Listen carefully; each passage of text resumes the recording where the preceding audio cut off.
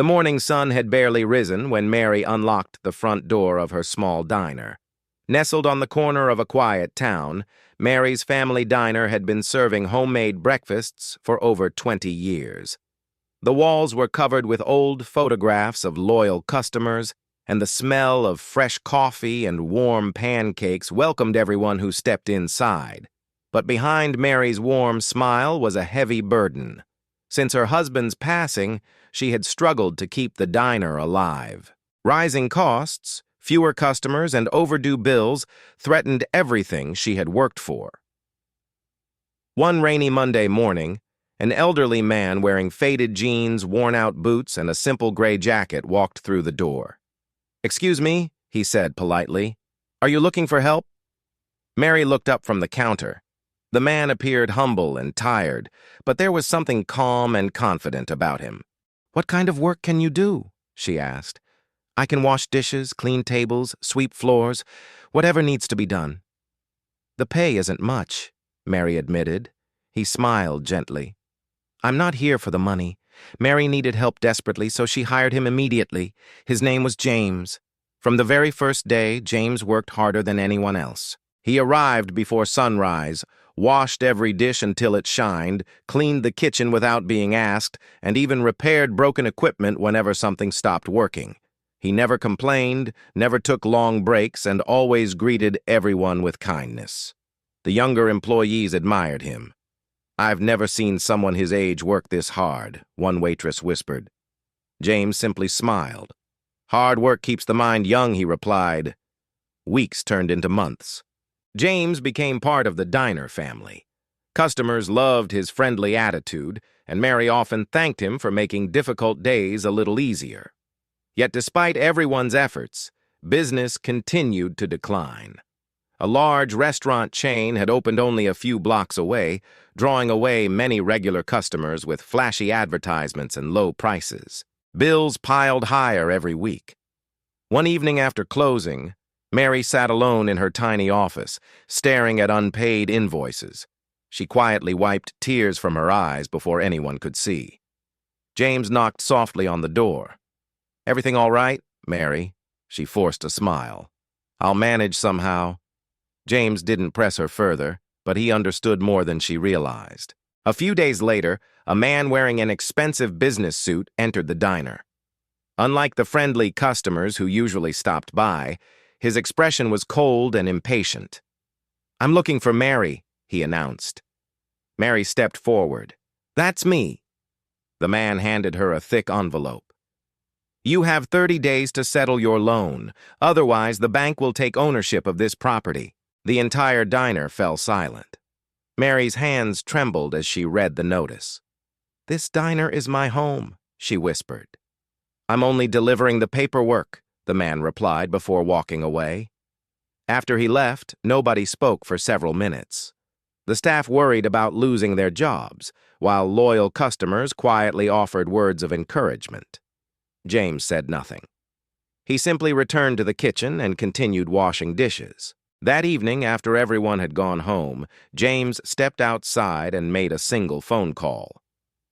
"Everything is ready," he said calmly before hanging up. The next morning, several black luxury SUVs pulled into the diner's parking lot. Customers stopped eating. Employees rushed to the windows. Men and women dressed in expensive suits stepped out of the vehicles carrying briefcases and tablets. Everyone assumed they were representatives from the bank coming to close the restaurant. Instead, they walked straight into the kitchen. One executive immediately approached James. "Good morning, Mr. Carter," he said respectfully. The kitchen became completely silent. Mary looked confused. "Mr. Carter." Another executive smiled politely. "Our board meeting begins in 1 hour, sir. The media has learned where you are." The dishwasher slipped from Mary's hands.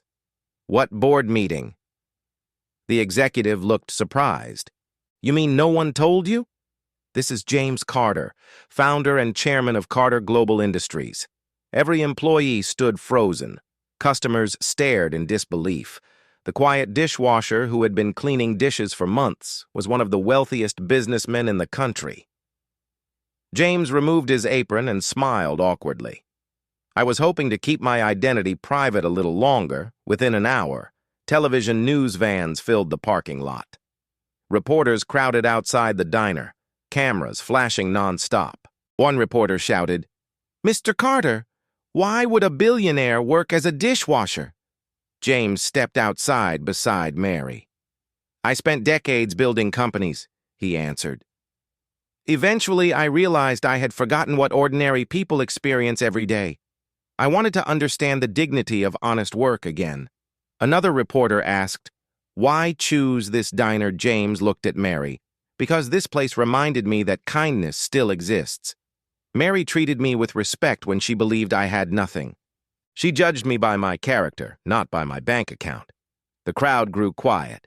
Then came the biggest surprise of all. James turned toward Mary. "I've already purchased the loan from the bank." Mary looked speechless. "What does that mean?" "It means no one can take your diner away." Tears filled her eyes. James continued, "I'm also investing in this business, not because it needs saving, but because people like you deserve every opportunity to succeed." Over the following months, the diner was carefully renovated. New kitchen equipment replaced the old machines. The building received fresh paint, modern seating, and better lighting, but James insisted that its warm family atmosphere remain untouched. Every employee kept their job. Salaries increased. Health benefits were added. Local farmers were offered long-term contracts to supply fresh ingredients. News of the billionaire dishwasher spread across the country. Travelers visited from different states just to eat at the diner where one of America's richest men had once quietly washed dishes. Yet James refused every request for special treatment. Whenever he visited, he stood in line like everyone else. Sometimes he even walked into the kitchen, tied on the same old apron, and washed dishes for an hour before leaving. One afternoon, a young customer asked him, "Why do you still wash dishes when you could be anywhere in the world?" James smiled. "Because success isn't measured by how important people think you are. It's measured by whether you're willing to do honest work and treat others with respect." Those words became the heart of Mary's family diner. A wooden sign was placed near the E entrance that read, "Character is revealed by how you treat people who can do nothing for you." Years later, visitors still stopped to admire a framed photograph hanging on the wall. It showed James standing beside a sink full of clean dishes, wearing his faded apron and smiling proudly. The caption beneath the picture read, "The billionaire who proved that true greatness begins with humility." And everyone who entered the diner left with more than a good meal. They left with a reminder that kindness, respect, and humility are worth far more than any fortune.